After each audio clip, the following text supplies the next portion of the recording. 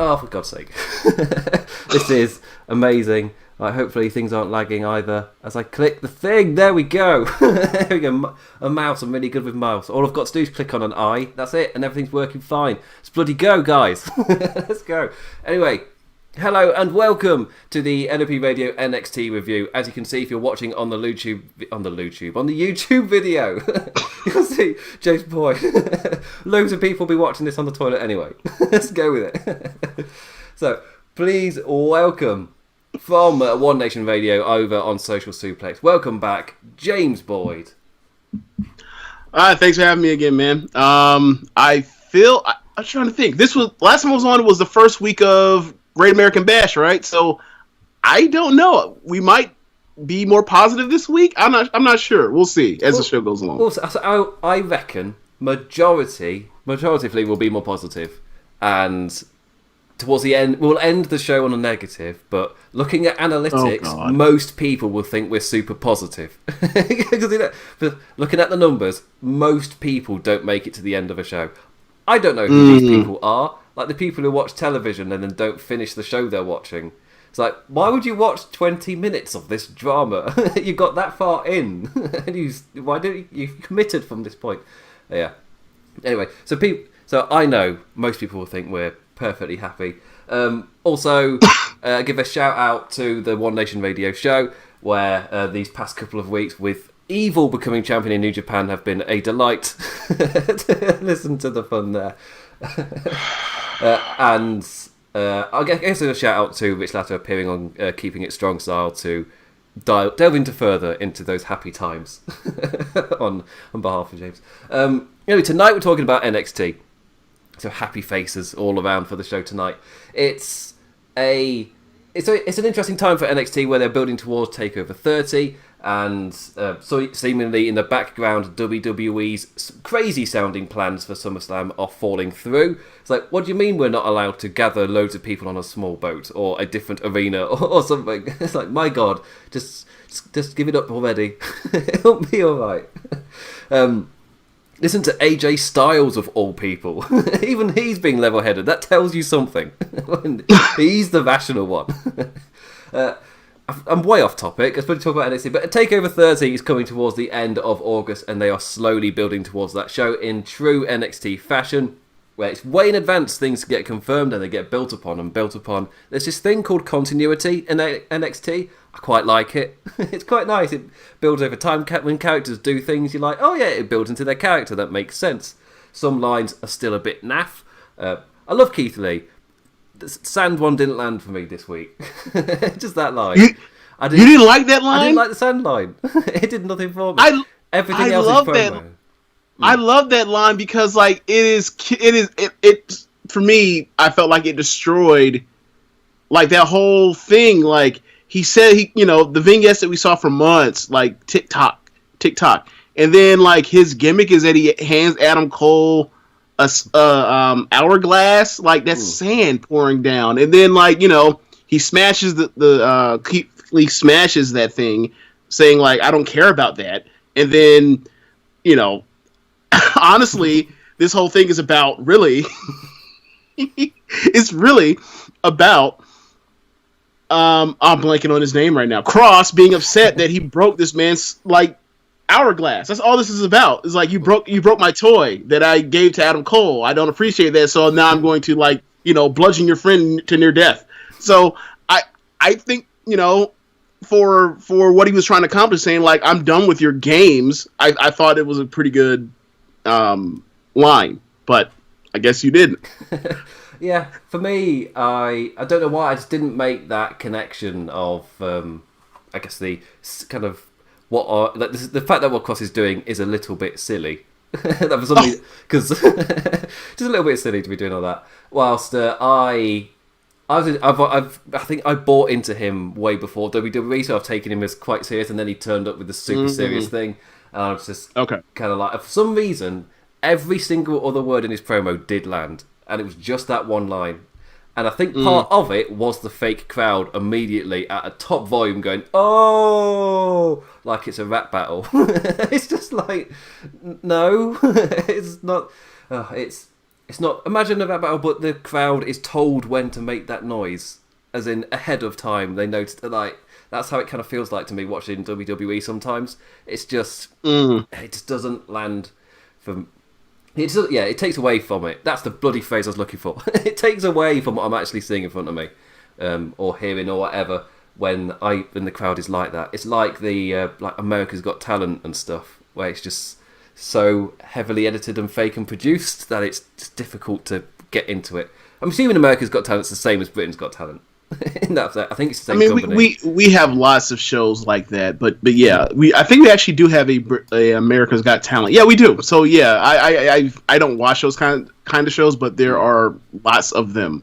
There was X Factor. There was American Idol. There is America's Got Talent. There is The Voice. Like there's a bunch of shows. Like we have a show now where it's basically like a talent show type thing where people put masks on. They're celebrities to hide the fact that they're doing a singing thing. Masked Singer. Right. Yeah. Right. We have that. Like we.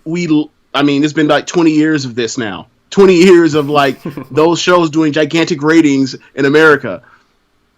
Yeah, but it's an Englishman's fault. It's Simon Cowell's fault. So yes, I've got to accept some blame. It is someone from my country who apparently chain smokes almost. He's like, really, with that tiny tanned man could chain smokes. Anyway, that's a bit off topic. It's fair to say. It's like, again, if not listened to one of our shows, this always happens every single time. Rich and James's own show is arguably the most tangent big. They just talk about life for half an hour or whatever. Anyway, I swear, I can't remember which week it was. Somewhere had released a new burger, and the first 20 minutes was you reviewing it. I can't remember what. It was either a burger or a sandwich or something. I remember you really liked it. That's it. I just remember really enjoying it about this. Oh yeah. There's a fast food chicken joint, a chain actually of throughout the nation here called Popeyes. Yes, I do know Popeyes. Yeah, like it's basically is billed as like Cajun flavored fried chicken. Like it's basically like it's just another version of KFC, except more people like that version.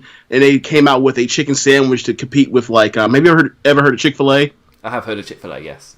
Yeah, they came up with a chicken sandwich instead of selling just chicken and other stuff. They now have gotten themselves to the chicken sandwich business. So, like, it became this thing where it's like, they were so popular that they ran out of supplies for it, so they were gone for months. Like they were just off the shelves or weren't available for months, and then they finally like put them back because of the demand or whatever else. But yeah, this is a wrestling podcast. We did it again. So case in point again, he's talking about that, and I'm thinking, oh yeah, over here our KFC ran out of chicken, and it was a major story. I'm just like, don't bring that up because it's another tangent. Proof that I'll just go with it. Wherever the conversation takes. Anyway, so let's talk about the actual title in the video. It wasn't talking about comparing chicken troubles. It was Undisputed Era. Heels of the big major heels who've been running NXT. They officially returned on this show after Adam Cole lost the title to Keith Lee at the Great American Bash. This was as a group, their main return. We hadn't seen Kyle O'Reilly for a while. We hadn't seen Bobby Fish, who's normally paired to O'Reilly anyway. We'd only seen Vodrick Strong, who, again, another barn burner this week. And we hadn't seen Cole at all since he dropped the title. So it was quite nice to see them there as a unit. And we got the answer to what Twitter was asking. I wasn't on Twitter that much this week, but I saw the odd person asking the question, was the thing on Pat McAfee on that show, was that legit or not? Again, I hadn't seen the video till NXT this week, so to me, it was always seemingly a work because it was on the show and incorporated to the show, so I didn't get to go in with that hype. But did you see the video beforehand? Did you get a sense of what it was like on Twitter? I didn't watch the video because I didn't really care, but because like it screamed this is fake to me. So I just I left it alone, and then a couple days later we're going to discuss this on the show. I'm like, oh yeah, super work. So, yeah, I will say both guys did a great job. I would say when I'm watching it, they do a pretty good job, and the fact that people were on Twitter questioning it, as in the higher level, you always get people. What's the phrase? Oh, the Daniel Bryan phrase. Fickle. Just look at the petition sites. Search WWE in a petition site. You'll have a fun time. But it's... Oh, God. But yeah, so if you'll get either side, obviously, in terms of super fans, super against, whatever. But with this one, it was seemingly in the middle where people would assume it's a work, but it's done well enough that they can't be certain. It's like, yeah, you've done a good job there. It was entertaining to watch on the show. It fit in as well. I like it when the show mixes it up and tries to feel a bit real in different areas, or they try something else. NXT's kind of always done that, where they'll do something. Like the start of this show, that was them trying something pretty different than what they've done before, like pretty chaotic. It's like, oh, we're going, are we? Oh, okay. But it was different. It was not the norm. And I really admire not WWE. I admire NXT for doing that. So a slip there. But yeah, I admire NXT for doing that. But with Undisputed Era, we hadn't seen them. And we've seen Vodrick Strong again in Triple Threat last week and in the singles match this week. But them as a unit, it was quite a sight to behold, especially as they were going after Imperium. Again, continuity. Awesome to see Undisputed Era continue to go after Imperium, especially as on Twitter somebody was tweeting out going, do you remember when NXT had tag titles? It's like, yes, in a COVID world, they would not exist. Just gone. It's gone away. I'm assuming it's either something to do with travel or with those two in particular, or one of them. The returning champs this week, they made easy work of NXT's resident jobber team, Everrise, which, again, makes me laugh that they get one of the biggest pops from the faux crowd every week on NXT. The returning champs, they made easy work of them. Just had a tad of fun. They hit the Powerbomb European Uppercut off Brett's rope combo. I think they just called it the European Uppercut Powerbomb. You're just like, I'll make it even more clunky.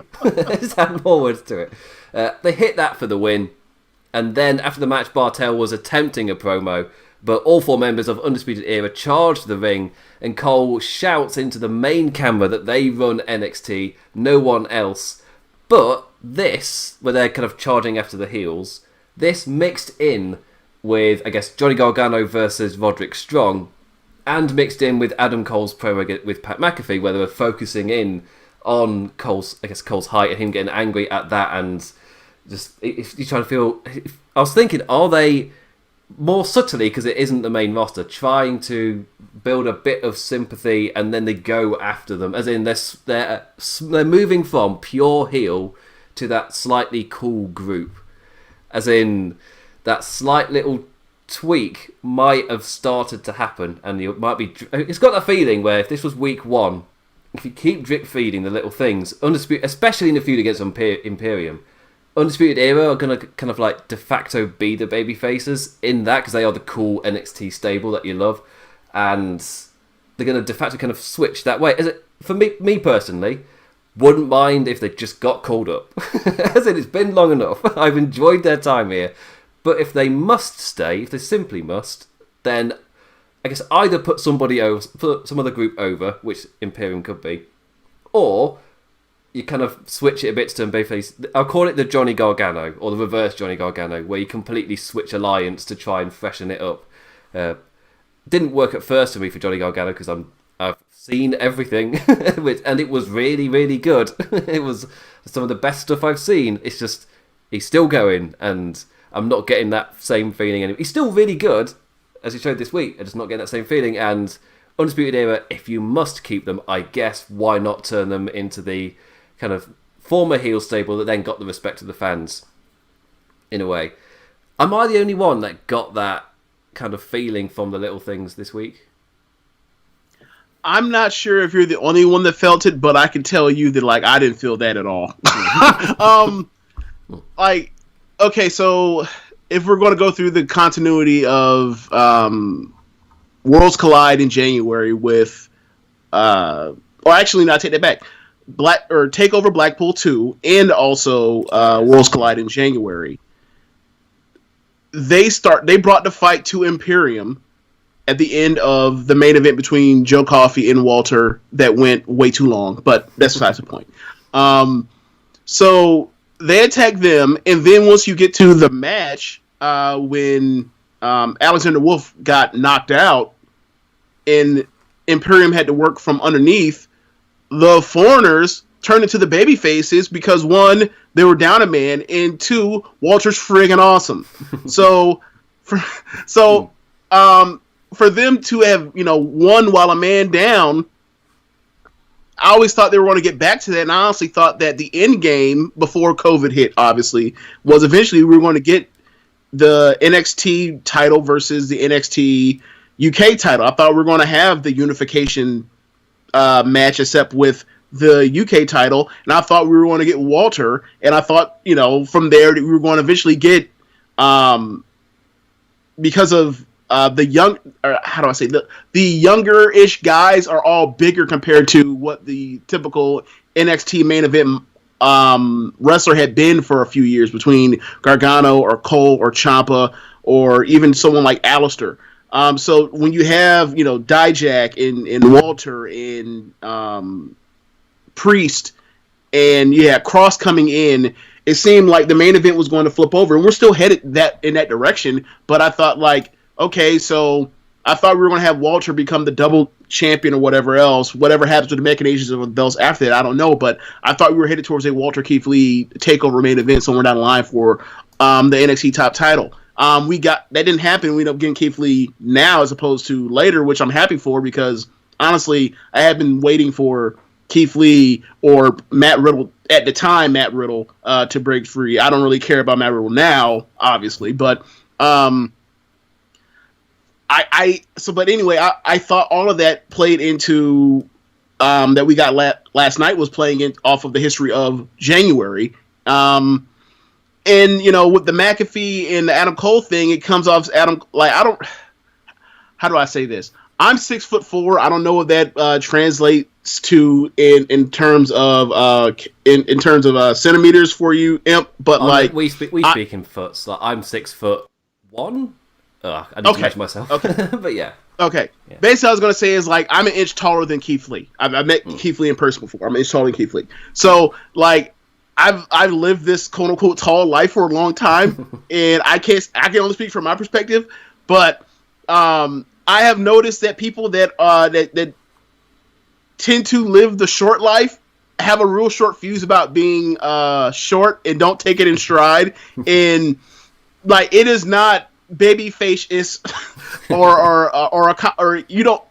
When people have the short fuse about them being short, that doesn't really come off babyface to me. I just see it as you have short man syndrome. I don't know. Maybe you need to go, write a diss record or something. I don't know what to tell you. So I just never picked up any things that I guess you also or not also, but you heard or felt. I just didn't. It didn't hit me that way. I think part of it might be. Pat McAfee comes across as a bit of a douche. Oh, yeah. So going after Cole. Cole's the de facto babyface in that feud. So just immediately. Maybe that's part that's of it. That's true. I mean, I will say this. If it was Sam Roberts conducting that interview and the same thing went down, then I probably would feel the same way you did. Because he's even worse. Oh, that's a poll we need to put out. Who's the most agitating? I guess just to watch. Just Sam Roberts or Pat McAfee. Oh, it's Roberts. I didn't even have to think about that. It's definitely Roberts. Seth Rollins thinks that Sam Roberts has an annoying voice. Yeah. At least Pat McAfee's got a professionalism about him, and in his element, he fits in perfectly. So, yeah. Anyway, I got that with Undisputed Era, just that feeling of could they slowly be trying to turn them face, or at least turn them into, we're the cool stable guys, do cheer or boo, whatever you want.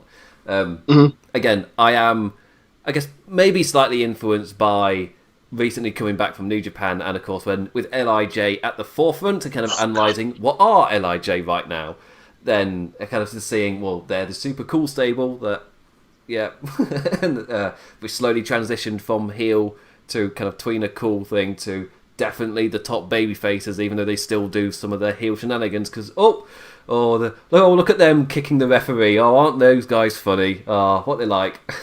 So it switched tones a little bit, even though it's still doing the same acts. So I was thinking, I just got that impression that it could slowly be doing that with Undisputed Era. But again, I prefer them to get called up. And if they get called up, they all need to go, because it's not given the history of where we are with NXT call-ups over the last 5 years. Actually, are we close to 6 years of NXT call-ups? It's overwhelmingly not going to work. But aside from that, it's just, those guys don't really have the things that Vince tends to like to push guys historically, right? Like they're all 5'10" or shorter. And Cole's charismatic, but I feel like he's traditionally charismatic as a person you can put in the mid card. But like, is Vince going to see that, and how long is it going to take him to see that? And once that happens, how what's he going to do with someone like Kyle O'Reilly, who is charismatic and charming in a way that is not the way that Vince likes? Like, Vince would want to stuff that guy in a locker if he was 50 years younger. Or, sorry, 53, 55 years younger. They kind of jump out as the stable which 100% works in NXT, especially as they are like a super indie stable. But on the main roster, they scream kind of like US title type of thing, which would need booking around them to make them feel significant. And they are good enough where if they get the right writing and booking, they could easily, take over, pardon the NXT pun, but they could easily get their footing and feel like a team that would threaten. But because they're the slightly smaller indie guy, I say that, that was always my fear with someone like AJ Styles or Daniel Bryan or whatever, and I guess in that way, Daniel Bryan and CM Punk together kind of just opened that door. So whenever I say there's criticisms, it's more based on the evidence of what we've seen, where they don't normally do that well, but there is the odd person that does. And people do break through. It's just a lot less than they should. One thing I would say is, if I were to profile all of them, I think that, and then say that, like, eventually he would just want to split them all up because he doesn't want to, push a heel faction that he can't push to the main event. Speaking about Vince, of course, I believe that Roderick Strong is somebody that he would eventually trust in, because he has so much dog in him in the ring. Yeah. I don't know if he would trust him as a promo, but he would absolutely win him over in the ring as far as his aggressiveness and the way he just goes to work on the back. Like he already knows what to do with that kind of dude, regardless of his size. I think that he would figure. I don't know about Cole. I just don't. Like, I feel like, they are the ultimate. I feel like Cole definitely has a chance to work if he has Undisputed around him to do the Undisputed stuff. But individually, if he decides I need to break this up for whatever reason, I do find I don't really see success long term. Just based off the history. I could be wrong. I hope I'm wrong, because I hope I'm wrong when all these dudes I feel like are going to get screwed up. But I mean, I saw him just completely just do nothing with Ricochet. Like, I just, and like, say what you want to about Ricochet. Ricochet has more gifts that Vince, flat out more gifts that Vince will want to push than he did historically with Rey Mysterio Jr. And nothing happened. Nothing doing. It's at a time when, like, the wrestlers have gotten smaller. Yeah, where if you would think there would be any period in WWE history where those kind of guys could get their foot in the door, they're still not. And we're seemingly slowly reverting to the big guys at the top, which I guess, for me, I'm a person who, when I've praised WWE in the past, it's when they've nailed the variety. And kind of like each segment kind of feels like it has a purpose and they feel different from each other. I'm somebody who really, really likes that. Yeah. Of course, what I've not liked was last year, and it feels like we've done a lot to recover from last year in terms of I called it the Humpty Dumpty year, where they fell off the wall and fell into pieces, and they were trying to put the Humpty Dumpty back together again. That's also why I called Bray Wyatt the Humpty Dumpty demon, because he'd come back and make people's history relevant. It's, he's a continuity demon. I get your character now.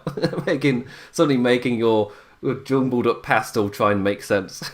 So that's really just defanged the Fiend if they hadn't already. Calling him the Humpty Dumpty demon. That's kind of how I saw there last year. Compared to this year, it feels like they've done a lot of patching. I'd say they started at SummerSlam last year, and it's been trying to patch all the damage they did. And I feel like Drew McIntyre as champion has been the consistency and solidarity, the word? No, just consistency at the top that they've desperately needed. And not just a champion who reigns for a while. He's a champion who's reigned for quite a long time, feels strong, isn't booked to be your typical babyface idiot like we've seen so many times. As in, you swap out Dolph Ziggler for Baron Corbin, and you swap out Drew McIntyre for Roman Reigns. The guy is falling for every single heel trick in the book. Compared to Drew McIntyre, where the writing for him was fantastic, to the point where when Dolph Ziggler asked him, please give me another match, he went, I've just faced you. No, piss off. It's such a good character trait. Just to see that, it's just, him at the top. He's really, really helped. And now you can, and in the background, you've been able to build, I say in the background, but I'm talking about Randy Orton. You've been able to build Randy Orton, so now you got a top babyface and a top heel. You got your big match of full-time wrestlers in WWE to have. It works. They've finally done it. I mean, they're screwed after SummerSlam, but for SummerSlam, they're fine. They've finally got their match. That's a good point. They are, that probably gets them all the way to Survivor Series, a program between Orton and McIntyre, right? Like, there's no way they're only going to do that once. It screams. It's one of those where it screams that they could keep it going, but also it's the big match. It's just that I'm with all the I call them the faux finishers, but with Sasha Banks versus Asuka, we've seen 2 in a week or whatever, like 2 screwy finishes in 1 week. And I think for me with that feud, it's like I love every single person in this feud, and obviously really sad Kairi Sane's gone this week. But all 4 people in that feud, I think, are amazing. And the actual product been put in front of me, I think the matches are amazing. And it's just the fact that the matches between Sasha Banks and Asuka, both of them so far, have been fantastic. Until the booking kicks in. Until the end. And it's just kind of screw finishes, and it's kind of like, I'm willing to hold it back just because I really enjoyed the match. But you do that to me twice. I'm like, the second time, like, it's on TV. It's fine. I don't expect anything more anyway because it's television. However, if they were to do it one more time at SummerSlam to keep it going, that for me will be, or do it another time on television to the build-up. It's just one too many, and even though the wrestling's great, I expect a screwy finish at the end. And that, it kind of takes away from the whole thing for me. And I really hope they don't do that to Randy Orton and Drew McIntyre, as in, they have them have a genuine fight, a genuine match. It's like, when I go over to New Japan and I see them just put someone over, like, every time, it's just like, it's so refreshing just to go to that idea. It's like, that does mean on the odd month the challenger won't feel as grand. You sometimes get a kind of, like Okada's facing Takahashi, like Yujiro Takahashi. Not all the matches are going to feel like major matches, but it does mean when you do the main big match, it feels massive. And that adds so much. Really. And if you've got enough, you can rotate it around, kind of like what AEW are going for, where they'll build something for ages and then get to that point where they can just rotate the main events just because they've been building for so long. And every week they've got this top match every single week main event in the show because they've been able to do that. That's what long-term kind of building eventually gives you with all that stuff. Anyway, that's a massive tangent. We've gone half an hour. I reckon it's time to go through the card. Should we start the show, James? Half an hour in. Yes. I covered one segment in the shortest match on the show with the jump match of Imperium.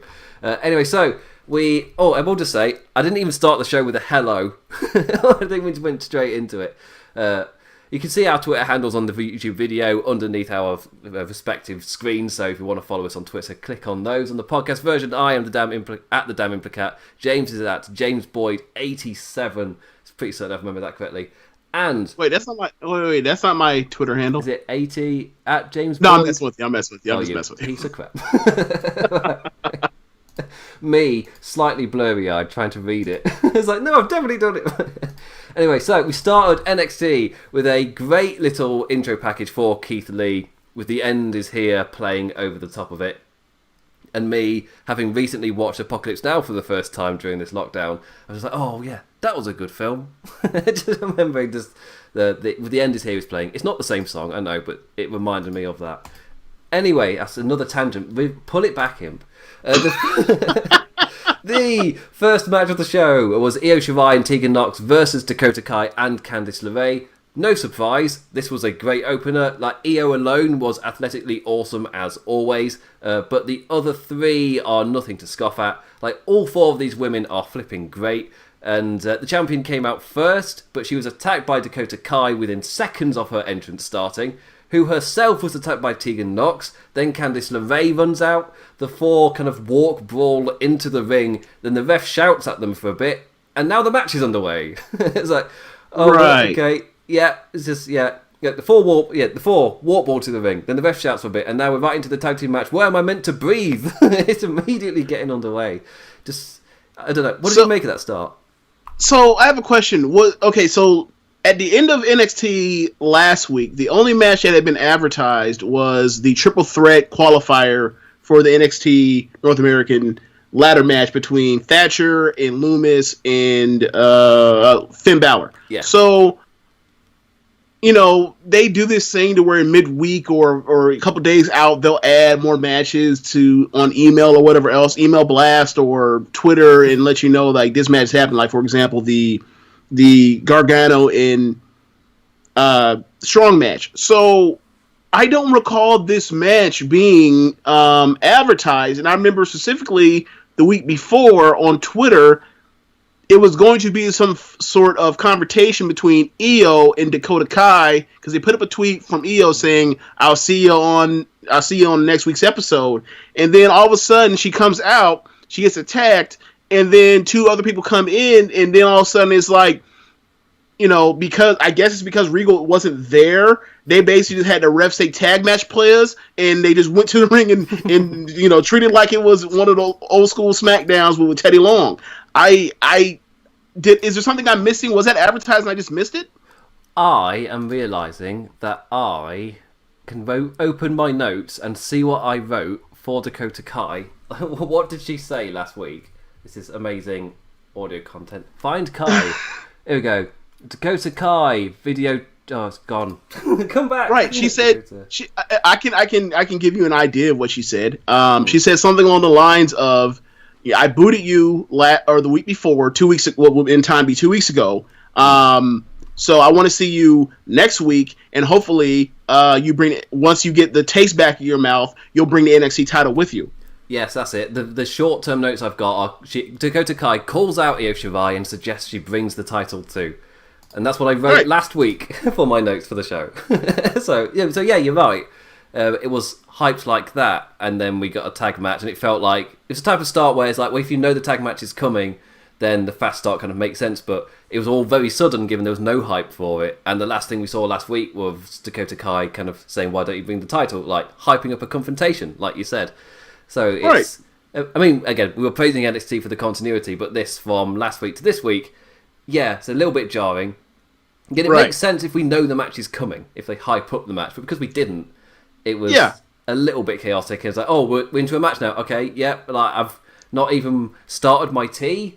My tea's not cooled down to even start drinking it yet. We're already into the match. Normally, I've got a bit of time to talk about the that opening promo package or whatever the NXT play. But no, like by the time I've reached the end of my sentence for it, this match has already started. It's like, I've not even written down what the match is. You're already started. Yeah. I mean, the match itself was what you would expect from these four people if they're doing a TV match. It was to that exact level, and it was great. Like, Io Shirai is amazing with no effort, almost. I know that's not true. She puts in lots of effort, but it just comes across as effortless, which is incredible. Yeah. But, yeah. For the start, I wasn't sure quite what to make of it. But there wasn't much room to ponder as the match immediately went underway. Tegan Nox and Candice LeRae kicked off. a kind of back and forth, but there was something extra behind the offense of Shirai and Nox. Dakota Kai was not doing too well as it went into break. The heels having to jump in and help their comrade a little too often. Momentum never really in their favour. The end came after Shirai ran riot, as she mostly did every time she tagged in. Double knees to Candice in the corner, dive to the outside on Kai, back in and up to the top for that incredible moonsault onto LeRae as Nox made sure just one last jump onto Dakota to make sure she doesn't jump back in. After the win, our babyfaces celebrate as Kai walks away. No care for Candice, pure grumpy grumps. She looks down on our victors in envy. I guess that's the only real link we've got to last week. It was just her just out. I mean, we got it in a promo package as well, which was more direct. Really, this all works if last week that promo package doesn't air. You just take that out, everything makes sense. But because it does, suddenly it's a little bit weird all over the place. But the match itself, it's grand. It's just everything you expect from it. Yeah, it was a very fun opener. I wasn't that big on Tegan's work during the women's title match 2 weeks ago, but it for me it was weird because when she's been on recent, she's been very good, and in tag she's been dynamite. So it was good to see her, good to see that it was just a weird little off night or whatever else, as opposed to what the hell's going on. So I kind of was into the idea of Tegan and Dakota, seeing that they were friends before Dakota turned heel, and it was really about Dakota, Candice, and Tegan as kind of like a triumvirate of friends backstage, and they would show it, some glimpses of it on screen, that they were tagging together as like an all-star heel tag team. But I'm interested to see what they do with basically Dakota leaving leaving Candice to kind of basically just eat the pin. I wonder what the future is for that. Yeah, I will say, if anybody watching the video saw me pull a really weird face, it's because a massive moth just flew against the door window, which is behind the laptop. So you would have seen me look up and to the left, to the right, like, holy crap. It's all right. I'm safe, everybody. It's all right. That's what the door's for. It's all right. Also, hello King Venom popping up into the chat, and message disappearing before I could read it because of the scary moth. Anyway, yes. A fun opener, even though it jarred a little bit from what happened last week, but of course it's setting up something in the future which I can look forward to. Again, I rate every single woman in that match a fun opener. NXT's women's roster is stacked, and if anything, it's just becoming even more stacked as time goes on, as nobody gets called up. You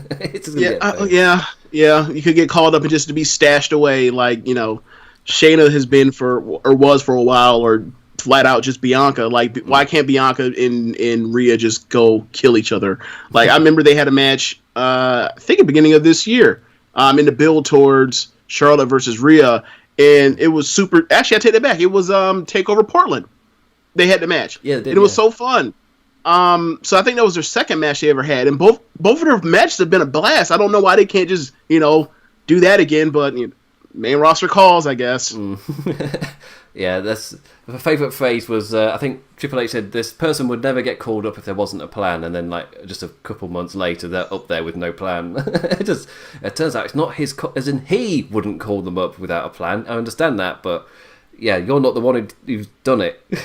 So suddenly it doesn't make... Anyway, let's move on to something great. The second match of the night. Actually, there was a video. This is when they played the Adam Cole, Pat McAfee video, which we've already talked about in detail. It's the only part of the show for the first half hour we actually mentioned. So that was great.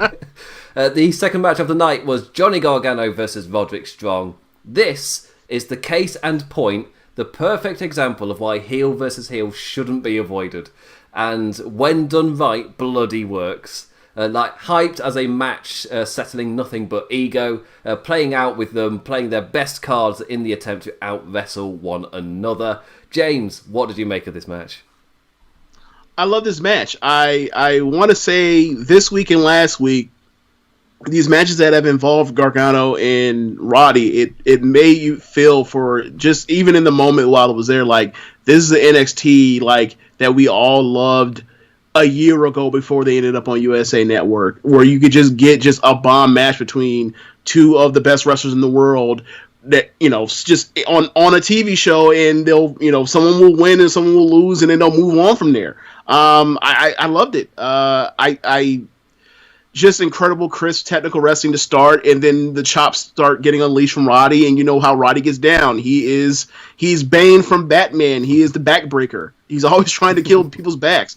He's blown out more backs than Lexington Steel.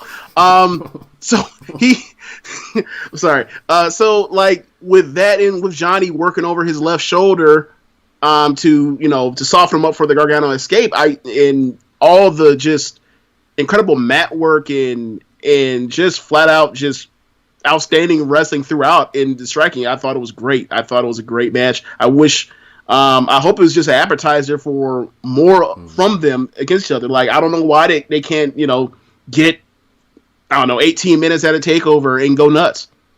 Yeah, because this was such a fantastic TV match because it teased you without giving you that ultimate, final 5-10 minutes where they then take it up another gear from this point.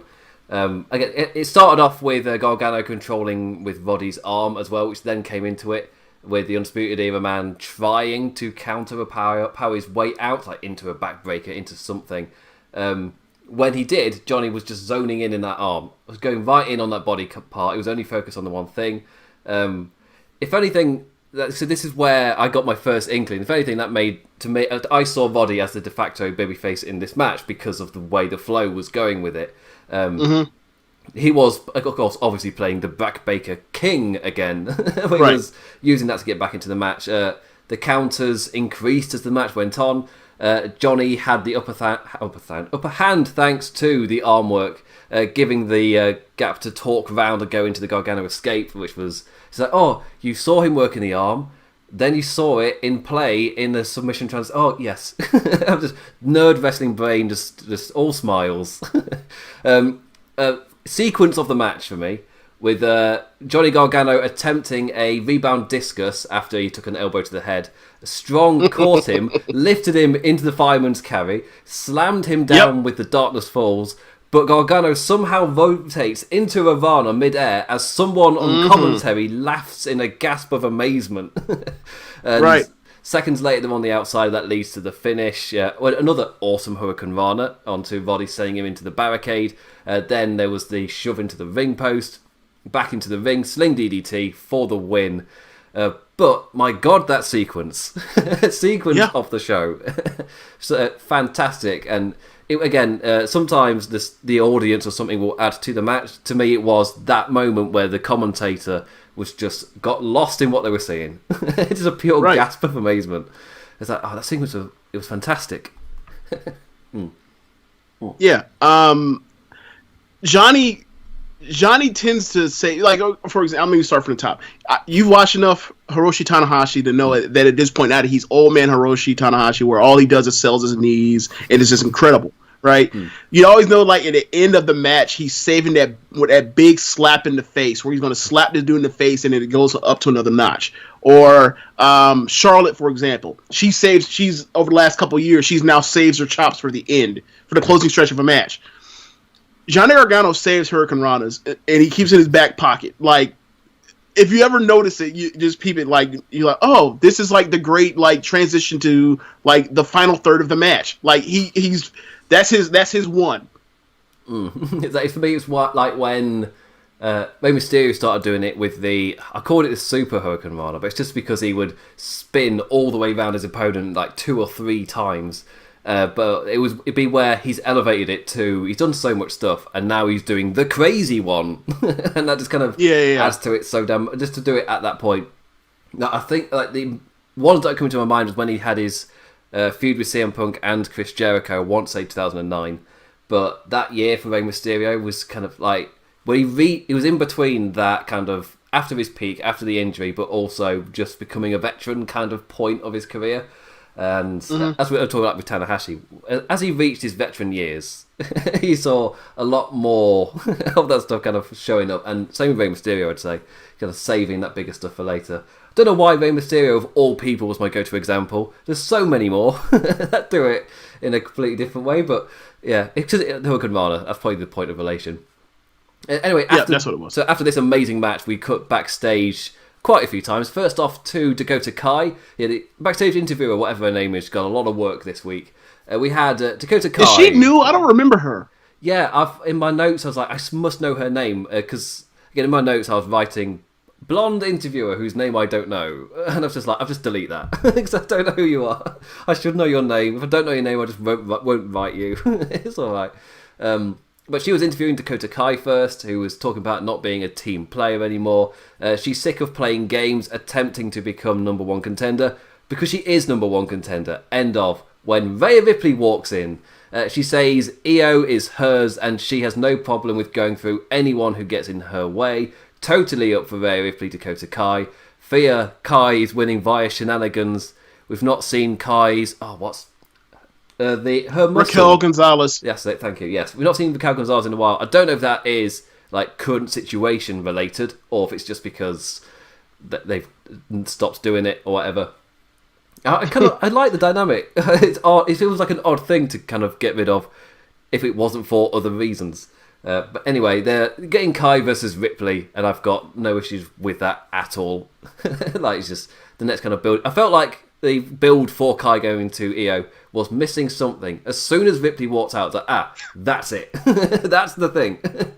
But it's that sudden realisation of, I was talking about how I loved all four of those other women. Now with Rhea Ripley back, amazing division. And you're building Mercedes Martinez off to the side as well. It's like, just rubbing your hands, like, you're getting ready. Division's getting hot. Again, it's awesome. After that, we went to another interview, where this time with Timothy Thatcher, who promos on his two opponents, and Dexter Lumis was peeping from the darkness in the background over Thatcher's shoulder. Interview a lady... actually, I haven't deleted it. Interview a lady whose name I don't know. He's a tad creeped out by that. Such a normal dude. If anything, it's crazy just how normal he is. Oh, Dexter, you normal person. You're just normal. That's it. Right. Shotzi Blackheart versus Mercedes Martinez. I've already name-dropped Martinez. Rate the world out of her. Can't wait to see her built as a heel, if it is my dream role for her. That's just... the fact, because we've only really seen her as a babyface, really, in like Mae Young Classics and things, but to see her built as a heel, yes, all down for it. The weekly Shotzi showcase kind of continues to roll on. She's there every single week doing something. This time in her first true one-on-one contest against an opponent that could legit beat her in Martinez. What do you make of the Martinez-Robert Stone pairing, I guess, first off? I think they're using him as a some sort of test, like a litmus test, right? Like, if she gets over in a certain way, I think they could basically have Mercedes tire of him for some, bungle of incompetence and dump him on his head and turn babyface from there, or just use or continue this run as a new incoming top of the hillside for the women's division. Yeah, I mean, because with Robert Stone you have a mouthpiece. With Aaliyah you have a pin eater. That's a lot of protection, long term anyway. Yeah, because I'm a bit biased just because I rate Mercedes Martinez so highly that I'd love to see her go to the top as this massive heel. Obviously, there are other people currently ahead of her, so this is perfect, really. And I wasn't entirely sure with the Robert Stone stuff, but I will say I like the dynamic of he and Aaliyah being legit scared by her. As after Martinez used Stone's distraction to take advantage, when Robert Stone and Aaliyah we've done it, and then when she walks close, they're just step back and then continue to clap, but they took the step back when they realised Mercedes Martinez was coming over. It's yes, I like that. They're working for her, but they are legit scared of her because she will break their legs, as she said last week. But I will say in the permanently, permanently break both of your legs will... there you go. That's why I don't do insults. I'll stutter all over the place. There's the reason the joke the jokey dynamic with it was... I think it was when it was Bush and Blair were the two kind of leaders of the countries, and it would be like America would say, we're going to do this, we're going to do that, and then Britain would be like in the background going, yeah, we'll do that, yeah. It's just that kind of... The polite British man's like, yeah, whatever you say, it's all right. Anyway, I don't know why I'm doing that voice for England. I'm letting down my people. That's a good point. Anyway, this wrestling match. So Shotzi ended up with a long string of offense, which surprised me a little bit, until Martinez countered with a spinebuster. She launched Blackheart down hard after a German suplex from the top, had the Greenhead Warrior flying backwards. Martinez picks her up and drives her down with a crash for the win. Martinez's strong booking was not halted by the Shotzi tank. That doesn't quite work. I need another vehicle kind of transition-y thing for Shotzi. But still, it's the building of Martinez well, and this, I guess, continues to build Shotzi as a babyface role. Thing I really liked was Shotzi didn't lose because of interference. She lost because Mercedes is awesome. Love that. Just a slowly building thing. Again, this is kind of building mid-level stuff, stuff that could be... people who could be the future of NXT, but currently the women's roster is amazing at the top. It's perfectly fine. Yeah. It's all good to build these people in the background. Yeah, I think obviously Mercedes before Shotzi, but I could see Shotzi becoming the top babyface women's division in a year, 18 months. Yes, actually, yeah, something like that type. Like when... it's not quite the same comparison because she's featured a lot more, but when they got Keith Lee, I remember there's quite a long period where there was a few criticisms of why aren't you using Keith Lee? You've had him on your roster. Oh God, yes. I can't remember how long it was. It was reaching close to a year, and he's just been featured. The summer 2018. They had him that. Oh, case in point, my reaction of they've had him that long. Just, yeah. Yeah, like him and he was. I believe he was in the crowd. At whatever's takeover for 2018 for the SummerSlam 2018, he was in the crowd, and then he came in, and then like him and Riddle both were just like on the back burner or kind of on the back burner, and then they both like had interactions with Ono, and then they basically Keith Lee sent Ono packing to the NXT UK, and then like from there, then you start getting the Dijak stuff, and that kind of brings you up to speed. Yeah. So it's a similar thing, I guess, in a way. When I said similar thing, I meant to say it's not quite the same, but it's just that same feeling of there's a long period of time where he was featured now and then, but eventually he got his awesome moment. And this feels slightly different because they are at least being featured, but there isn't always that rush in NXT to you have to immediately make them a star. You can build them up, make people care, have them put on awesome matches in the middle. Like, again, Keith Lee, Dijakovic, where they had those awesome matches, and then they've got this huge following when you do call them up to that higher spot in the card. Anyway. Yeah. I think that's one... Oh, sorry. I was going to say, I think there's one of the issues with NXT now that they're on TV and trying to counter-program AEW, is that you used to have more time to actually put in squash matches to where... like we got that the last couple of weeks with the tag teams for Breeze and Breezango and Imperium beating the hell out of Everrise, but it used to be a situation where somebody comes in that was an indie name or whatever, somebody they want to push to be credible to give wins to somebody else eventually down the road. They would come out, they would squash somebody, and then start stacking those squashes up, and then it would kind of be like, for a babyface anyway, like they would lose 2 or 3 big matches against other like credible opponents in whatever division they're in, and then like they would get 1 win, and it kind of like, okay, is it push now? And you kind of just like that's when it gets them off to the races. And Shotzi kind of needs that one to kind of get her there, but she's in these matches, but eventually she's gonna have to beat a Candice LeRae. Yeah, and not in a manner of which she beat Shayna Baszler or eliminated her, as in like where the book is a super shocker. Like, surprise, when Shorty G is booked as it's a super surprise whenever he wins. Like, well, eventually it's got to stop being a surprise, and it's because the wrestler is great and awesome. I feel like they built Shotzi exactly well enough for where she is at the moment. It's just that next kind of level thing, and they used her to get Mercedes over, kind of like in a reverse of it, where you got this star building momentum in Shotzi Blackheart. She's constantly featured. Then this monster comes in Martinez and just destroys her. It wasn't quite like that, but still, she won in the end. And that German suplex was awesome off the top. Just. I think Togi Makabe, I think it's a go where it's like the spider suplex, I think he calls it, where you German them off and then hit the King Kong knee drop. Yeah, so really great Martinez. Great to see her getting that kind of push. Next week we've got Ridge Holland from Yorkshire. He sounds like Jon Snow from Yorkshire. He is debuting next week for the North American Championship. I'm dropping the accent. I can't build the expectation that every time I say Ridge Holland, I've got to say it like that. Anyway, so Keith Lee was up next. This is convenient because we've just been talking about him. Keith Lee with a super serious promo from the NXT champion. That's weird because I ad-libbed to start. He even said a naughty word. Oh, Keith. Like, all your extra BS, we're on YouTube, we can't swear. All your extra BS doesn't mean nothing when you come face to face, man to man with Keith Lee. He calls Cross out, but it's Cameron Grimes. Me saying I'll stop the voices. It's Cameron Grimes.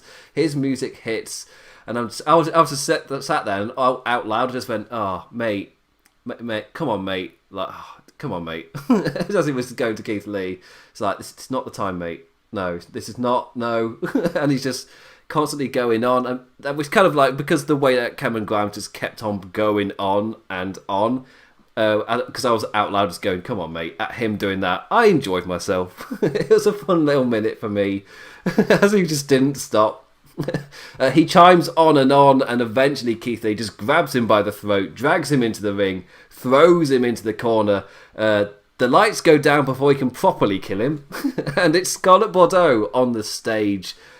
Grimes uses that distraction to charge at Lee, but the champ just catches him and powers him up and down with the powerbomb. Bordeaux shimmies her arms a tad, and Killer Cross's video plays on Titantron. Isn't technology amazing? So we transition into Killer Cross talking. He says, who stands there and does nothing as their friend suffers? You did that. He provides Keith Lee with two more choices. He gives Killer Cross his chance at the NXT Championship, but he doesn't want to know the other way because everyone will suffer. Keith Lee responds with fire, pick the time and place and I will whoop that ass. Yes, nice and straightforward from Keith Lee. And his delivery there was fantastic. So I guess, what do you make of, I guess, the segment, and B, the feud of Keith Lee versus Killer Cross? Or no, Karrion Cross. I keep forgetting his... I'm nerding out with the indie names. So, segment-wise, I thought that it accomplished everything it was intending to do. It was trying to show you that Keith Lee has gears and emotions, and he's more than just the affable guy basically doing standard WWE babyface champion mode, where he's like the MC, the master of ceremonies of the show, and he's, kind of lighthearted and trying to be kind of, nudge funny, and it showed that, like, he's pissed, he's done playing games, he wants to whoop that ass. And we've never really seen that from Keith Lee. We've mostly been seeing him cut those standard, promos I've been talking about. They're like, oh yeah, The Rock did this when he was around. Let's try to make every guy cut the Cena, Rock, Roman Reigns, and honestly, some Drew McIntyre MC promo, Becky Lynch too as well. So I thought it was letting you know, like, the games are over. If you wanted a match, you could have asked for a match. You didn't have to go out here with the nonsense with hourglasses and attacking people that I care about. When I get my hands on you, I'm going to hurt you, or somebody's going to get hurt when we wrestle. So I thought it was great. I thought that it also lets you know how serious and how, even more once Grimes comes out, and Grimes is just a great, you said we can't cuss on YouTube, so he's somebody I describe as a S-head heel, meaning he's so dumb that the only emotion this person ever registers is, I'm in danger from running my mouth, I'm going to get destroyed. but but I think I'm the greatest, but I really suck. Like that is him to a T. Like another person that's very good at being an S-head heel is like Kyle O'Reilly. Like you just think this person is just a dummy, but he thinks he's awesome. Buff Bagwell back in the 90s, he was a great S-head heel. Jericho has been a great S-head heel, especially when he was in Nitro. But yeah, like he came out there, he proclaimed himself as the number one contender, even though he hasn't beaten anybody clean worth a damn. Sorry for cussing. And he comes out here fresh off of getting beat by Priest and says, I want a title. Like, I was trying to get both titles, but you vacated one of them. So I'm going to come out here and I'm going straight to the moon. So that's more of a West Virginia Randy Moss accent than actual like North Carolina country, but whatever, close enough. Mid-Atlantic. So he comes out there with the nonsense, and he's like, he doesn't understand why Keith Lee hasn't moved or acknowledged his existence when it's like we see Keith Lee's face, and he's like, he is burning with rage inside and contempt. So the second he grabs him, it's on. He destroys him. He puts it aside because he's a garbage cheap shot artist. Grimes tries to attack him again, and then Keith Lee basically lifts him 30,000 feet up in the air and then drops him with a power bomb, and to let you know, like, I'm done with the games. I'm dead serious. I will hurt somebody right now because I'm so upset. I thought it was great, to be honest with you. I thought all of this let you know, like, the seriousness of it. Like, this is major league. This is the main event of this coming takeover. I thought it was great. That's actually a fantastic point of just that shot of Cameron Grimes chirping his way to the ring. And you see Keith Lee's face as he's doing it, just as the anger that's been building and building. And he's past the point of being able to just handle irritating pricks like Cameron Grimes. And I guess there goes the monetization. Is that the monetization? I don't know, America. What are your standards for advertising? They make no sense to the British. Our swearing is a lot more commonplace. I remember another tangent. I remember when my brother's wife first came over from Utah, and on our panel shows on TV, just like a show that would air at 9 o'clock or whatever, they openly say the S word or the F word. Like, no one cares. It's just like having a bit of fun. But just seeing that on national television, and us not bat an eyelid, and we're just laughing along all calm, like nothing's wrong. It's like, but he just said the S and the F word in one sentence. Yeah, who cares? It's fine. Right. Like, but yeah, it's... yeah, I'll eventually get used to it. I'll do my best, YouTube. I'll do my best. Anyway, so yeah, that's setting things up really, really nicely for, I'm assuming, what will be the main event of NXT TakeOver 30. Well, I don't know why I hummed there. It's definitely 30. Don't Google TakeOver Triple X. Just piece of advice. Don't do it. Just say 30, the number 30. There's nothing wrong. You won't get anything weird with that. Anyway, so after that we got the Imperium and Everrise match, which led into Undisputed Era making their proper return as a unit.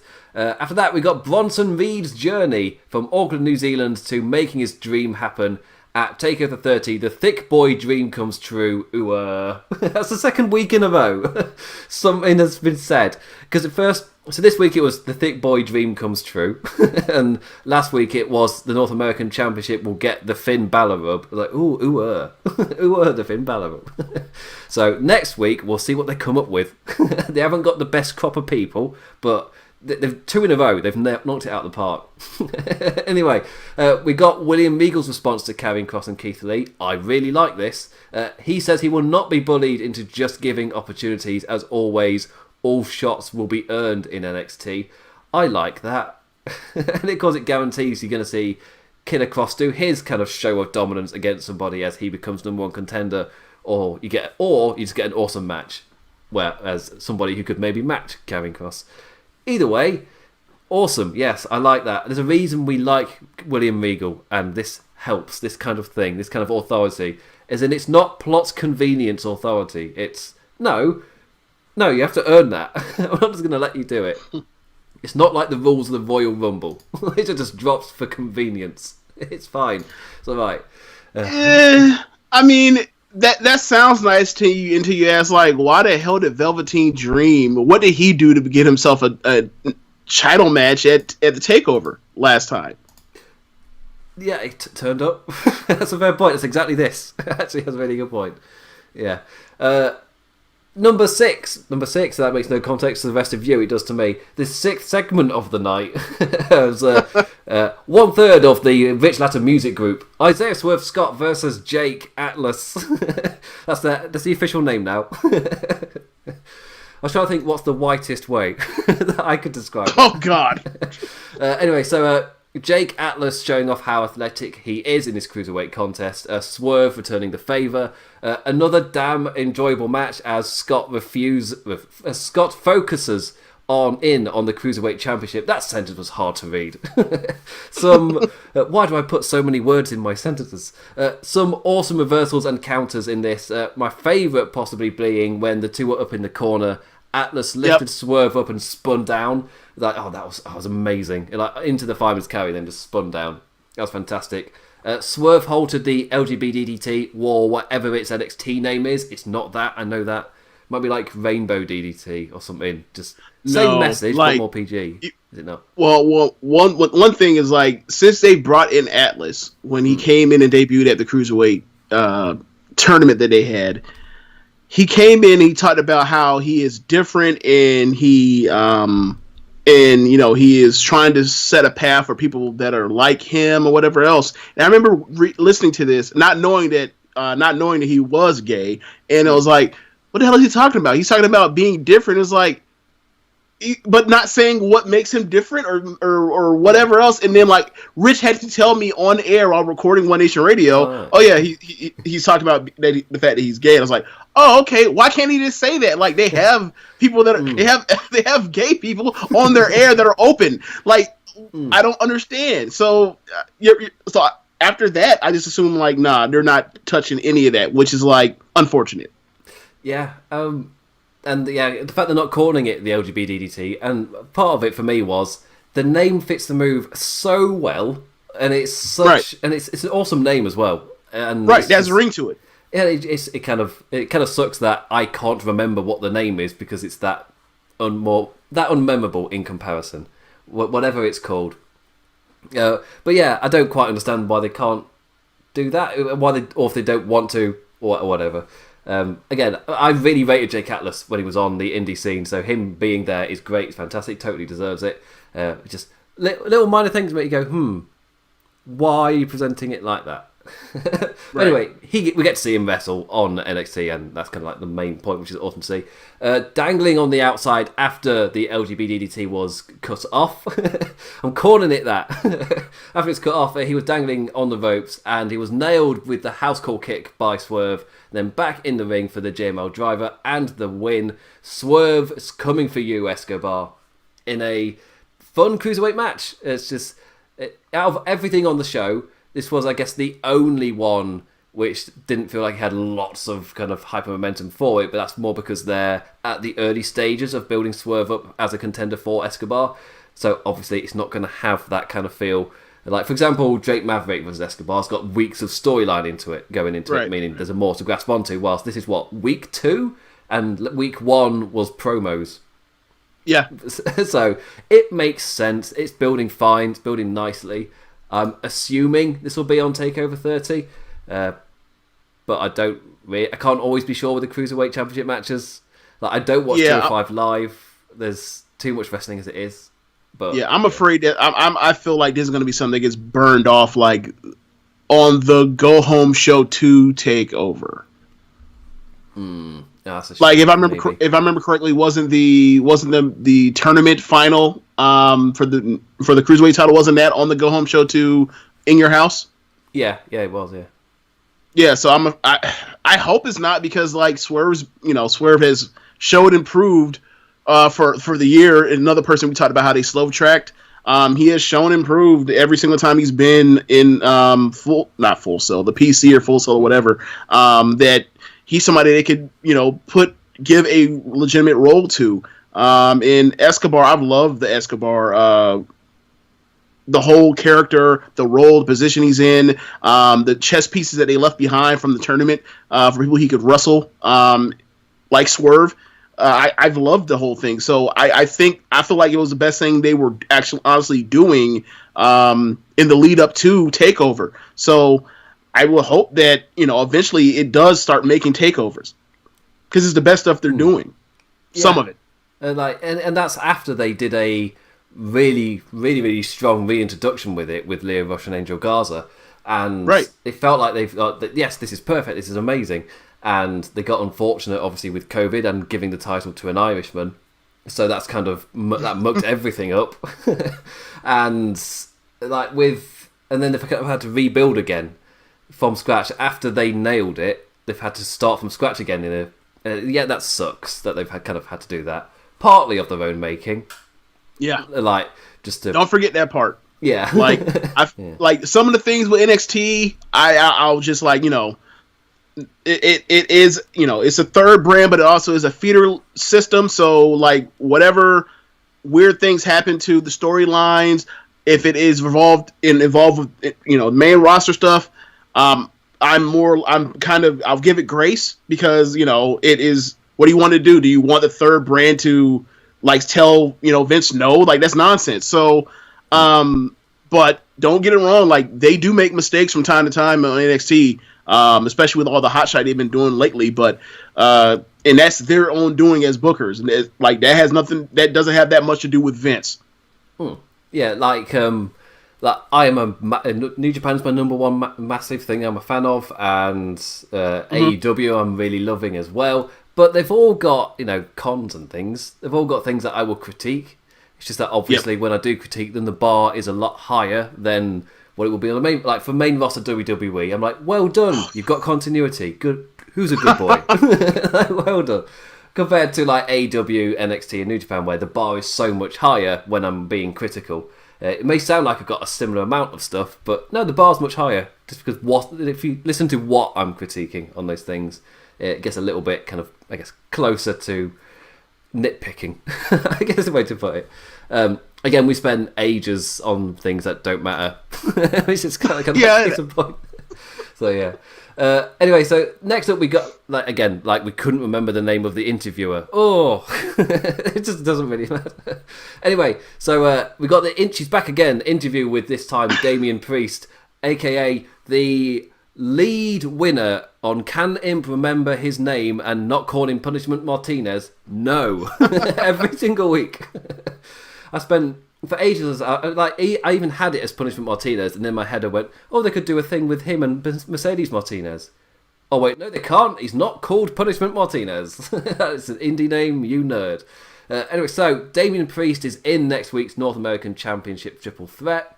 He finds out he'll be alongside Ridge Holland and Oney Lorcan. All money would be on the big man, but they've got a debuting rugby fella. So there's a tad of a spanner in there, but maybe you Toa Hanare him and you have him do the spear because he's a rugby player. All rugby players do the spear. It's set up by New Japan Pro Wrestling. That is what you do. And I guess apparently he's wrestled in NXT UK, but I've evidently not watched NXT UK. Again, there's so much wrestling. I don't have time for WWE's 6th brand. It's just, I don't have time for that. Is it even 6? I would say, wait, so SmackDown, Raw, NXT, I would say NXT UK and then 205 Live. Then main event. Oh yeah, I forgot about main event. Yeah. Wow. Who watches that? Apparently some people do. I see GIFs now and then on Twitter. I was like, how unless you work for a website writing results, why? Why are you doing this? So yeah, anyway. I cover WWE on the site. I've not even made it past 2 shows, which I'm meant to be covering. Never mind all the way down there. So anyway, got that to look forward to next week. This segment was something I really, really enjoyed because they were hyping up next week, which is something which is really nice to see. Purely because we've been kind of used to a WWE world or NXT world where you don't always know what's happening on the week after. So maybe this is the advantage of recording 2 shows at once. So we got the hype for the North American Championship match. Then we got the reveal of Rhea Ripley versus Dakota Kai being official for next week. Then we got the NXT Tag Team Championship match, Imperium versus Fish and O'Reilly, also official for next week. That's 3 big matches, and AEW aren't even running a special show. That is also, that's great to see. As I said, I think last time I had you on, we were saying the same point. If you're not watching one of NXT or AEW, you're missing out because they're both great. They're both so damn enjoyable.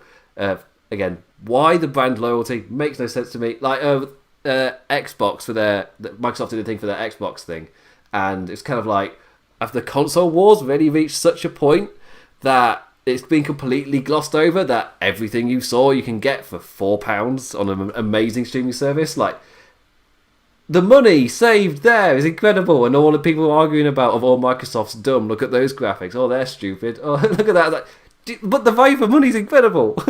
And I've never owned an Xbox in my life. I am a Sony person through and through. But yeah, it reminded me of that just a little bit, seeing the NXT and AEW thing. Like, the most predictable thing in the world when Dynamite launched was the wrestling fan war. I don't want to call it war. But it was the most predictable thing ever. And obviously, like, people like us, where we just like to watch as much wrestling as possible. It's just like, why? You're missing out on all this great stuff for whichever side you fall on. Yeah. Anyway, moving on to, as my eyes get slowly blurrier, and I need to definitely make sure that I'm reading things correctly. The main event, we've made it to the main event. And don't worry, I've written in my notes that this is the least amount of notes I've ever written for a main event. I say ever, this is episode 5. I've not really done that much. The main event was the North American Championship ladder match qualifier number 2. Dexter Lumis versus Timothy Thatcher versus Finn Balor. Lumis interchanging between only striking when purposeful to flying over the top rope and landing on his feet, with a slightly odd edit that made me think that man did not land that particular spot. It was just a classic, there's somebody walking in front of the camera. No, he's on his feet. Ta-da. Just, you can't Chris Angel me. No, he did not do that. There's a naughties reference for you. Anyway, a slower match in relation to last week's barn burner. Like, a lot more occasions with that pattern of one lad on the outside as the other two go at it till you're good to swap out. Not really a fan of that rhythm. Thatcher's Thatch Can was not very effective against Lumis, which I liked that character trait. Able to straight up counter reverse into his own submission. Balor, why am I saying Balor? Balor stopped the first with the coup de grace, but when Thatcher had Balor in the ankle lock, the sneaky bastard slithered in their monetization and locked Timothy Thatcher in once again, choking him out, and Lumis advances to the ladder match. There's not much else to say, really. That pretty much sums it all up. The ladder match is so far filling up with people who haven't had any big matches to date. Will that kind of lineup continue to fill out in that vein? Maybe, and if it does, let's say Swerve gets into it, right? So that would be the third person that was in the breakout tournament last summer. Oh, that's a point, yeah. I mean, but right now we're 2 for 2 on that. They already pulled Garza up because, we can't be having super charismatic dudes that can work their asses off, have long strips in NXT. Can't be doing that. But this match was interesting because I felt like there was some pivot in the Lumis character as opposed to it being as rigid as it normally is, where it just feels like this is NXT, this is a work rate promotion, no nonsense promotion, and you are basically have this, axe killer more or less stalking around like a 90s Brother of Destruction. This is not going to work. And I don't know if you heard about the amount of turnoff his match in the opener of last week's show was, but they started NXT at 1 million viewers, or the show that preceded it had 1 million viewers, and within 5 minutes they had lost 400,000 viewers watching Dane versus Lumis. Damn. So it felt like off of some of that, there was small pivots. He sold a lot more than he normally does. He didn't do as much creepy stuff. His music had been revamped a bit. So, he did the big flip, which is a flip I've seen him do. Because I live 20 minutes away from Largo, so like I've attended some Largo Loop shows. So I've seen him do some things like that. So like I'm not really concerned for that kind of character now that they've made some concessions being in the ladder match, but it still is Lumis and it is Bronson Reed. So Bronson Reed's more or less there to be a base in some of these matches and to get his one gigantic spot, OMG spot in there. So I think we're off to a good spot, but like I don't know how many more. I think we need like more flyers. I don't know how many people are going to be in this match, but they need to start getting flyers in here. Yeah, you've got Creepy Bastard, then you've got Bronson Reed, who I love. Bronson Reed, he's awesome, deceptively agile and can fly. His finisher is him flying, but yeah, there isn't that light guy. Like if they're trying to do something like the original North American Championship ladder match, which was full of guys who were in similar positions at the time, but they hadn't. Like, I don't think anyone had really had that massive main event kind of moment at that point. Like, it's crazy to think that was Adam Cole's first championship in NXT. Yeah, we did that. I would say Velveteen would be. Well, Velveteen and Cole would be like the two exceptions to that at the time. But yeah, almost everybody else, like Ricochet, that was his first match, I believe. Oh damn, it was in NXT. NXT is really weird to time assess because it feels like everything was ages ago, and you look at the time, it was like last year. It's so weird. Like thinking like Ricochet's time in NXT feels like it was so long ago. It's like no, he wrestled at the Royal Rumble weekend 2019. He was still in NXT. Like, I mean, he was at the WrestleMania. Remember, his last match was him and Aleister Black. Their last matches in NXT were WrestleMania weekend at that takeover. Oh yeah. They had, they won the cruiserweight, or not cruiser. They won the Dusty Cup, and then they fought the Viking Experience / War Raiders, whatever the hell they're calling them now. They wrestled them on at that WrestleMania weekend takeover. So it changed. Like wrestling moves really fast, and the main roster is like the antithesis of that because it's like everybody feels like they've been there forever. But yeah, like NXT, it from takeover to takeover is almost can be a snapshot before we got to like the last like year or so. Yeah, like you get what it's like in terms of all the guys there who are either like you get that feeling of you're ready to go after this takeover type of feeling. Yep. You know whether somebody... Well, you feel like you should know whether somebody's going to stay or go after that point. Is always guessing how long will they be there. Like, we've not seen Ciampa since he put over Karrion Kross. And there was rumours about him maybe doing something at SummerSlam. Obviously, the word was Randy Orton. That ain't happening. So, before we know, he might get something after SummerSlam or something. Or he debuts or whatever. He's not been on NXT, which is kind of the main point. But then so was Dijakovic, where he was apparently called up and then never shown, and back to NXT you go to put Karrion Kross over. I feel like that might have been a write-off. Oh, yeah. And for me, it's...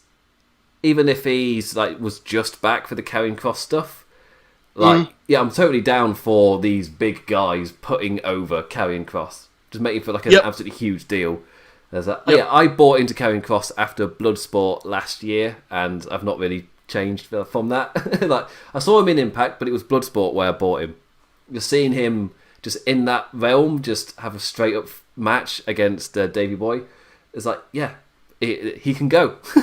And whenever I see, I think I was talking with Fenichel last week, just what is Karrion Kross, how's he going to fit into NXT? Because he doesn't really seem to be the, as you were calling it, the massive work rate kind of guy. For me, he screams he's always screamed he'd do really well in the WWE system, and that's when I saw him wrestling in Impact without Scarlett Bordeaux next to him. Yes, they were both employed, but now he's got Scarlett Bordeaux. It's like it's a given. We all know what Vince's type is. As soon as he lays an eye on Karrion Kross and Scarlett Bordeaux, they are going to the moon. For me, it's one of the most in stone things. I'm saying that, but I always have my hesitation, just because. But NXT call up. Does it matter if Karrion Kross screams WWE and he's got an attractive blonde female wife, which also means you're getting skyrocketed. Like, there's two things together. It's just... But for me, he screams that he would do really well on the main roster. So I don't know if we get that long a run in NXT, which I was saying last week when the match was set up for him and Keith Lee. I really don't know who would win their match. I would want it to be Keith Lee, but they put Karrion Kross over so dominantly. It's like, but do you have him lose? Even though I'd like to see a Keith Lee run for at least a bit. But Karrion Kross has been built so strongly and has been put over by Ciampa, by Dijakovic. Is Keith Lee that next one? I hope not. I really comes down to, are we already at a point where like, oh yeah, this is a loser leaves town, leaves the promotion match? Is that how you feel already? It's what when I say, because like you said, I mean, like you said, like Keith Lee's already been. Oh, sorry, I was saying like Keith Lee's already been, like as you mentioned, like we're about to hit year 2 for him, like on the dot. So like, but like you said, they pushed. I almost called him Dijakovic. They've pushed Kross so well that, you know, this looks like almost like a ready-made act for Vince. So I mean, it could very well be a loser leaves town match. Or at least, because Karrion Kross, he feels like he could have that Kevin Owens run, where he's there for like half a year, then by 2021 he's there, he's up. But with Keith Lee, I kind of feel like he can be your face of NXT, he can be your top draw, your top guy, but you don't want to have him not on the main roster for too long. And he screams that he should also be a star once he is on that main roster. Like, once this current crop of NXT are all on the main roster, and now they're all big guys as well, like Dijakovic, Karrion Kross, I guess Riddle, and Keith Lee, once they're all together, or at least all on the main roster, you kind of feel like that next generation really can push forward, and they're big lads, so surely they're going to do well. Yeah, it's an interesting period for NXT. I feel like so many of their top guys are ready to get called up, where normally you get that feeling with one or two of them, not all of them. So I've got no idea who goes first. And like, you think, surely Keith Lee doesn't lose because he's just won it and he's the top guy. Surely Karrion Kross doesn't lose. He fought it up. So what do they do? And it's NXT, it's not the main roster. Because I was talking about, I wasn't sure whether I would do Drew McIntyre, Randy Orton at this point, because they are the two top guys in their respective field on Raw, and I would continue to build to it.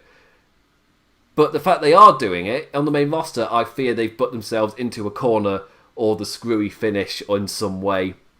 In NXT, I'm like, I've got no idea who they'll put over. I have that expectation that somebody's going to get put over, which means that I feel like there's going to be a finish, and that really adds to the show when I go into it. That I expect a winner, I've just got no idea who it's going to be, and that's something I praise New Japan for as well. And it's slowly building for AEW, but it's definitely there for New Japan, where you don't expect there to be, when I say a screwy finish, I mean like the WWE way, not the evil way. Like, you don't expect you don't expect it to be a screwy finish. And that means so much to the expectation when you go in. There's no expectation that your time will feel like it wasn't worth it. Right. So it is, yes, television or programming that is rewarding you for watching it. Yes. That's how I've described New Japan quite a lot. It rewards you for investing time rather than punishing you for it. Going, nerd. I mean, it's a little bit different ever since, you know, this New Japan Cup with these 30-minute Evil main events. But overall, since I've watched, you know, New Japan for the last 5 years, that is overwhelmingly the case. So, proof we've finished with NXT, we're happily going on about New Japan and other things. So I'll use this to say thank you to James Boyd for coming on super late minute, as yesterday, just sent a message like, James! And he's arrived. So thank you to James for popping on. No problem, man. Also, please do listen to the other shows here on Laws of Pain Radio. We've got AEW Dynamite post-show, Dynamite After Dark with Jammin and Jeff. Fridays is the WWF The Legacy series. We've also got the All Night Long Wrestling podcast, who have currently got an interview up with Ring of Honor's Amy Rose. Remembered the name and everything. I'm so bad with names. I remembered who they interviewed. I'm so bad. All Night Wrestling On podcast has been putting up loads of interviews with people, and I just suck at remembering everybody's name. So I'm so proud of myself. Anyway, Quick and Painless podcast have also popped up on the YouTube again, if you want to go there for it. And we've got a new show starting soon, hopefully this Monday, which will just be on the podcast, a podcast exclusive, which is the history of Canadian wrestling, told in a very, very similar way to the WWF, the Legacy Series. So done in a very unabridged, I guess is a way to put it, as in no cracks left. Just properly... I was about to talk about ceiling that you put on skirting boards as my comparison. No cracks left. There you go. I'm up there with all the flashy comparisons and everything. So I know what I'll use. Grout. That'll be my comparison. Anyway, so you can follow me on Twitter at the Damn Implicat. You can follow James on Twitter at JamesBoyd87. And with that, I came up with a jokey one last time. With that is that. Oh, damn it, that sucks. I remember last time I said, and that's that. And that's how I ended it. But, anyway, that's my goodbye. And James says... Later.